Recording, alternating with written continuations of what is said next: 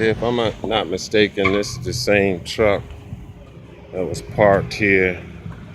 Like I said, the way the profile goes, you can't see. It's hard to see around it.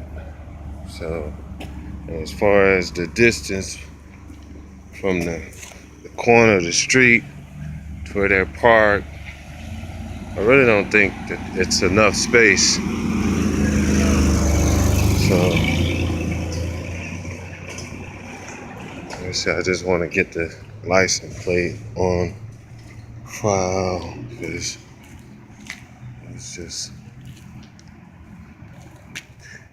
gotta find out who this person is and if they're, like I said, in some ways, if they're legally parked right here in front of St. Thomas Baptist Church.